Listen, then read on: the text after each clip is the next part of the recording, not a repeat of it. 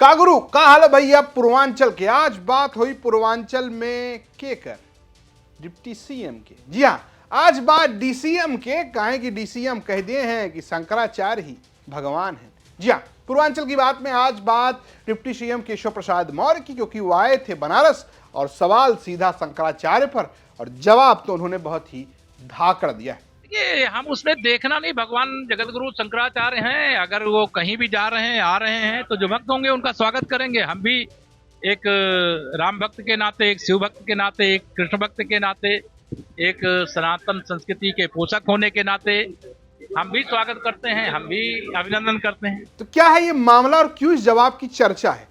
शंकराचार्य अब मुक्तेश्वरानंद सरस्वती, जो कि बनारस के विद्या मठ में रहते हैं, ज्योतिर्पीठ के शंकराचार्य हैं, उनकी अदावत उत्तर प्रदेश की सरकार और प्रशासन से चल रहा है। लगातार वो निशाने पर सरकार को ले रहे हैं। माघ मेले में जिस तरीके से माघ प्रशासन ने उनके साथ व्यवहार किया, उसको लेकर भी वो लगातार इसी तरीके के आरोप लगाते रहते हैं। इस बीच उनका एक ऐलान है कि वो जाएंगे, एक मार्च करेंगे। मार्च कहां से कहां तक? बनारस से लखनऊ तक, और सरकार को घेरेंगे गौ हत्या के मामले पर। यही सवाल पूछा गया डिप्टी सीएम केशव प्रसाद मौर्य से। तो उन्होंने कहा कि शंकराचार्य भगवान प्रभु हैं, वो आएंगे तो हम उनका स्वागत करेंगे। जरा पूरा बयान सुनिए। देखिए, हम उसमें देखना नहीं, भगवान जगतगुरु शंकराचार्य हैं। अगर वो कहीं भी जा रहे हैं, आ रहे हैं, तो जो भक्त होंगे उनका स्वागत करेंगे। हम भी एक राम भक्त के नाते, एक शिव भक्त के नाते, एक कृष्ण भक्त के नाते, एक सनातन संस्कृति के पोषक होने के नाते हम भी स्वागत करते हैं, हम भी अभिनंदन करते हैं। शंकराचार्य ने कहा है कि उत्तर प्रदेश में भारत में पहुंचा दे।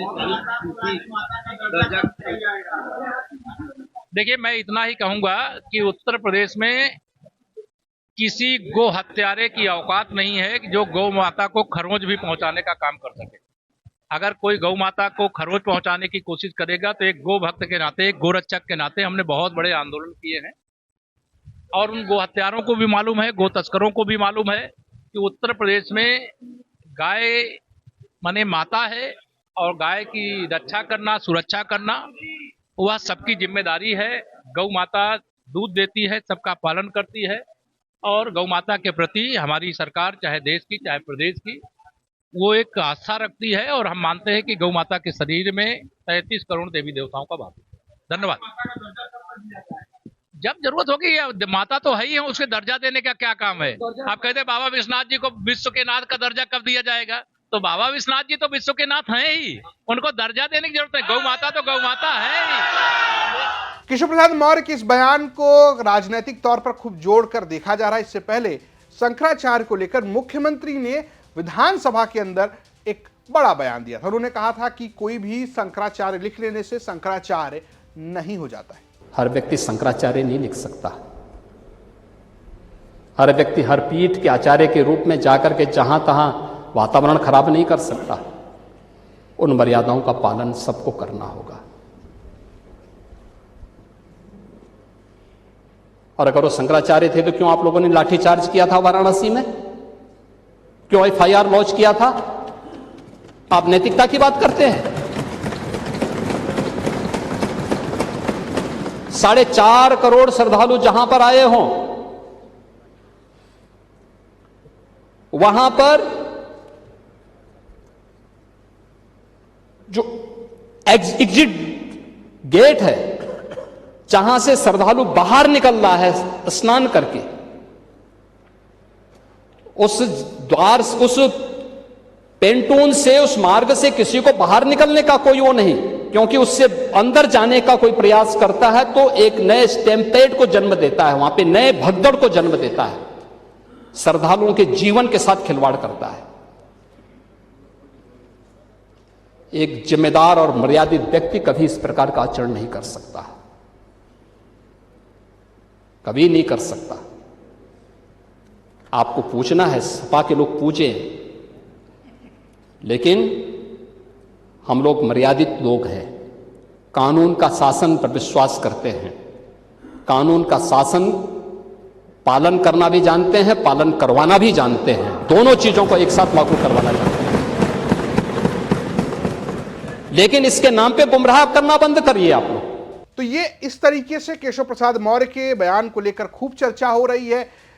एक बार जब प्रशासन यानी उत्तर प्रदेश में ही प्रशासन शंकराचार्य अब मुक्तेश्वरानंद सरस्वती को नोटिस देकर ये पूछता है कि क्या आप शंकराचार्य हैं, नहीं हैं, आप साबित कीजिए, क्योंकि सुप्रीम कोर्ट ने आपको मान्यता नहीं दी है। और दूसरी तरफ उसी सरकार में डिप्टी सीएम केशव प्रसाद मौर्य उन्हें भगवान कह रहे हैं। इस बात को लेकर खूब चर्चा हो रही है। चर्चा बीते दिनों लगातार शंकराचार्य की रही है। दरअसल शंकराचार्य चर्चा में तब आए जब माघ मेले में मौनी अमावस्या के दिन स्नान के वक्त उनके साथ प्रशासन की भिड़ंत हुई। प्रशासन का आरोप यह था कि भैया शंकराचार्य अपने रथ पर सवार होकर जा रहे थे, हम लोगों ने कहा कि रुक जाइए, पैदल जाके गंगा स्नान कर लीजिए। शंकराचार्य नहीं माने। शंकराचार्य का कहना था कि दुनिया के लोग बड़े बड़े बाबा अपना बड़की बड़की गाड़ी लेकर जाकर फॉर्च्यूनर से नहा के आ रहे हैं, हम तो परंपरा के मुताबिक 4 भक्तों के साथ स्नान करने के लिए जा रहे थे। प्रशासन ने हमें मारने की साजिश रची और हमारे बटुकों के शिखा खींची और उन्हें खूब मारपीट की। मामला यहीं तक रहता तो ठीक था। शंकराचार्य अनशन पे रहे, फिर बनारस आ गए, फिर ऐलान किया कि अब इस सरकार के खिलाफ गौ हत्या को लेकर मामला छेड़ देंगे। उस बीच शंकराचार्य के ऊपर यौन शोषण के आरोप लग गए। यौन शोषण का आरोप जब लगा तो उन्होंने कहा कि सरकार साजिश कर रही है। अभी कोर्ट ने उन्हें गिरफ्तारी से बचा रखा है। मामला पॉक्सो एक्ट में दर्ज हो चुका है। तो क्या होगा अगली सुनवाई तक पता चलेगा। लेकिन शंकराचार्य और सरकार की भिड़ंत में केशव प्रसाद मौर्य शंकराचार्य को भगवान कह रहे हैं। तो आपकी अपनी क्या राय है, हमें कमेंट बॉक्स जरूर बताएं। स्टोरी भेजी थी वाराणसी से हमारे सहयोगी रोशन जायसवाल ने। तिकरी यूपी तक नमस्कार।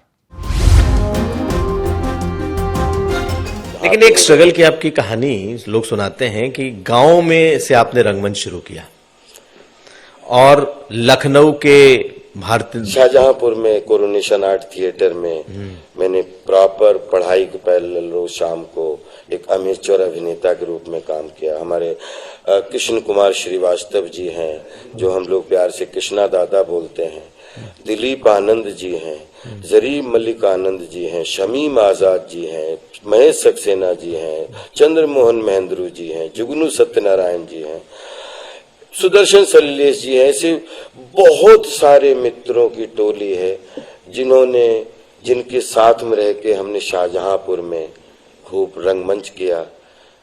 फिर उसके बाद भी सबसे अच्छी बात शाहजहांपुर मेरे लिए बहुत स्पेशल क्यों है कि शाहजहांपुर ने मुझे लखनऊ और दिल्ली और मुंबई जाने से पहले मेरी रोजी दाल चावल रोटी मुझे शाहजहांपुर में जीवन भर के लिए सेट कर दिया था। इतना समृद्ध था कलाएं। अब वो हाई स्कूल नहीं, कला की बात नहीं, हाई स्कूल पास किया, राजकीय इंटर कॉलेज गवर्नमेंट में इसमें एडमिशन लिया। एक आपके किसी पेपर में निकला कि अप्रेंटिस चाहिए, अप्रेंटिस के लिए, ओसीएफ के लिए, ऑर्डिनेंस क्लोथिंग फैक्ट्री शाहजहांपुर।